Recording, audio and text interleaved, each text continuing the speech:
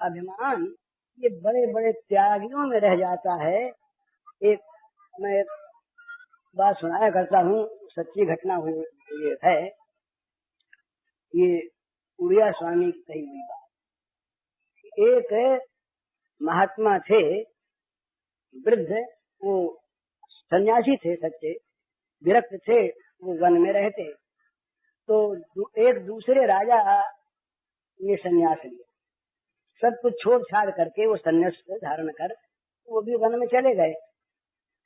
बड़े अच्छे पुरुष थे, भजन करते, साधन करते, तो पर वो खाने को तो चाहिए ही। तो अन्न छत्र से दोपहर को रोटी लेकर एक दिन लौट रहे थे, तो बूढ़े महात्मा पीछे से आए और उनके कोहनी का धक्का दे दिया। धक्का दे दिया तो वो रोटी गिर गई तो उनको गुस्सा नहीं आया, उन्होंने उठा लिया, उठा के पहुंच करके फिर चले। ये महात्मा फिर पीछे जाके उन्होंने फिर धक्का दिया दोबारा, तो फिर धक्का दिया, फिर रोटी गिरी।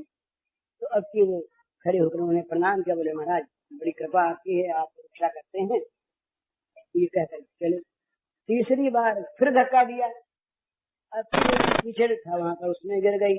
अब कीचड़ उचड़ लग गया तो उठा कर फिर उसको पांच लिया, हाथ जोड़े प्रणाम किया, बोले महाराज आपकी तो बड़ी कृपा है, आप परीक्षा करते हैं, मुझे ठीक योग्य बनाना चाहते हैं, परंतु इतने बड़े राज्य का परित्याग करके मैं आ गया, अब इस रोटी के जाने से मुझे क्या क्षोभ होता। तो महात्मा बोले इसीलिए रोटी गिराई थी भैया।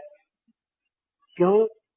बोले तुम्हें राज्य के परित्याग का अभिमान है और राज्य की महत्ता तुम्हारे मन में बनी है। तुमने राज्य का त्याग किया, पर इतने बड़े राज्य का त्याग किया, तो राज्य की जो महत्ता उसका तुमने त्याग नहीं किया, राज्य का त्याग किया।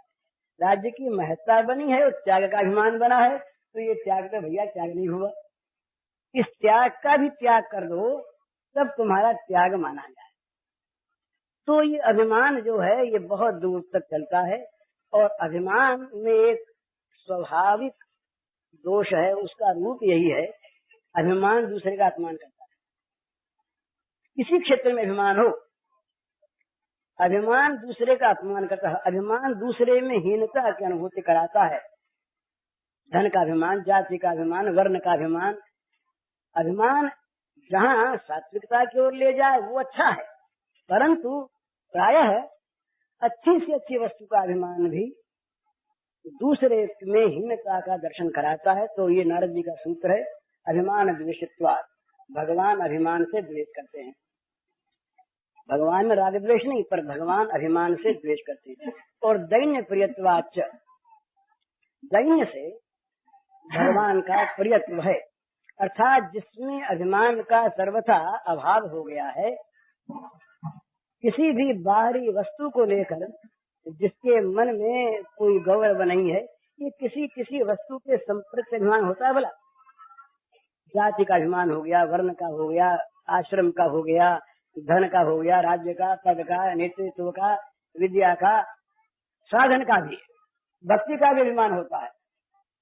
भक्ति का अभिमान ही दूसरों का भक्त मानता है।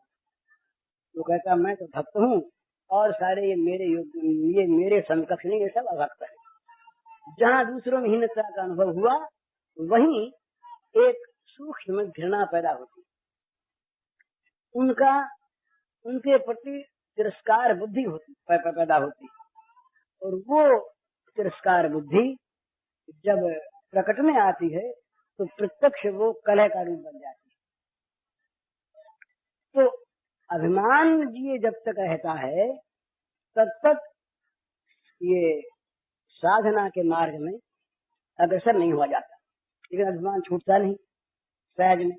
तो अभिमान को एक जगह दी है कि इतना सा अभिमान तुम रखो और आगे बढ़ते चले जाओ। उसका भी त्याग करने के लिए वो क्या है, तुलसीदास जी की अर्धाली, अस अभिमान जाय नहीं भूरे, मैं सेवक रघुपति पति बोरे।